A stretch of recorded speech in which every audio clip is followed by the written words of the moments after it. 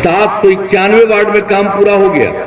जो ग्रामीण टोला संपर्क योजना की बात हमने कही, 8 बसावटों को संपर्कता प्रदान की गई।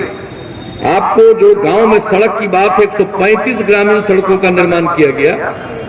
190 करोड़ रुपए की लागत से इसी क्षेत्र में ये काम हुआ। 298 किलोमीटर हुआ।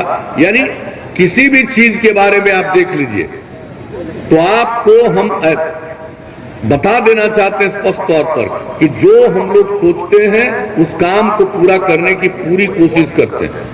और अब देखिए पर्यावरण के लिए भी कितना हम लोगों ने काम किया, कितनी जागृति लाई है।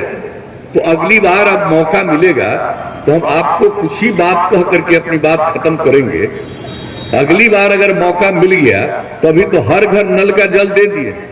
अब हर गांव में आप समझ लीजिए कि हर गांव में हम लोग सोलर स्ट्रीट लाइट लगा देंगे।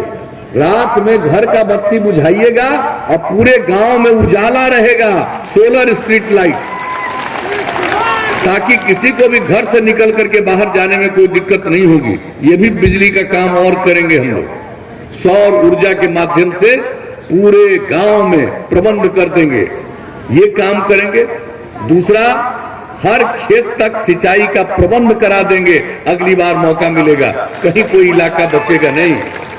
और जितना काम हम लोग कर रहे हैं, चाहे नल का जल, गली नाली, सब कुछ, सबका अनुरक्षण बहुत जरूरी है। और उसके अलावे जो हमने पर्यावरण की बात की, साफ सफाई बहुत जरूरी है गांव और शहर का। अगर हम कोई चीज बनाते चले जाएं और गंदगी फैलेगा तो पर्यावरण का संकट आएगा। इसलिए गांव हो या शहर, सब जगह पूरे तौर पर साफ सफाई का काम करेंगे ताकि लोग निश्चिंत होकर के बहुत अच्छे वातावरण में जिएंगे। एक एक काम ये सब हम लोग कर देंगे। और जान लीजिए हर गांव तक सड़क का काम तो किया ही।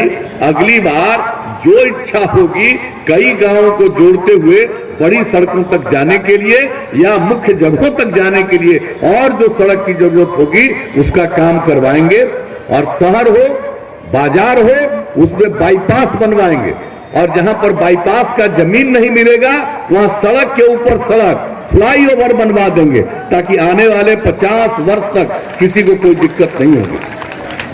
तो हम लोगों को मौका दीजिएगा। और स्वास्थ्य के क्षेत्र में जान लीजिए हर जगह जो केंद्र सरकार के द्वारा नई टेक्नोलॉजी पहुंचाई जा रही है हर गांव में, अब गांव में भी लोग रहेंगे और किसी की तबीयत खराब होगी उसकी सूचना तुरंत जाएगी और उनकी जांच और इलाज का प्रबंध।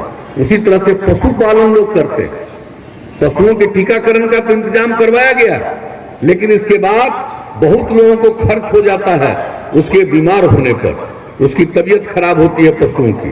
तो इसके लिए 8 से 10 पंचायतों में पशु चिकित्सालय खोलेंगे। नई टेक्नोलॉजी के माध्यम से किसी का भी जानवर बीमार होगा तुरंत खबर देगा, चिकित्सक आकर के इलाज करेंगे और जो दवा की जरूरत है वो राज्य सरकार की तरफ से उपलब्ध कराया जाएगा। तो आप समझ लीजिए, अगर मौका दीजिएगा तो हमने संक्षेप में कहा। और एक बात और जान लीजिए, हमने नई पीढ़ी के लोगों को नई टेक्नोलॉजी के लिए जो पिछली बार कंप्यूटर पर काम करना सिखाया, 10 लाख से ज्यादा लोग सीखे।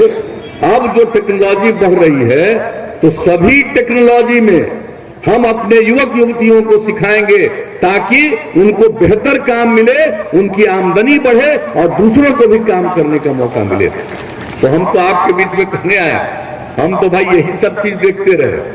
हमको कहीं से कुछ कोई अपना कुछ सोचना ही नहीं होता। जो भी है, जब भी मौका आपने दिया है, चाहे केंद्र में रहे या राज्य में रहे, हमने लोगों की सेवा ही की है और जहां भी कोई जरूरत है उस काम को ही किया। और हम जो काम करेंगे उसके लिए भाई महेश्वर बाबू का बहुत जरूरी है, इनकी बहुत जरूरत है। इसलिए हम आपसे आग्रह करेंगे कि इनको भारी मतों से जिताइएगा और आगे काम करने का मौका मिलेगा तो केंद्र के बिहार को नई ऊंचाइयों पर हम लोग ले जाएंगे। इनको हम जीत का माला पहना दें, हाथ उठा के बताइए।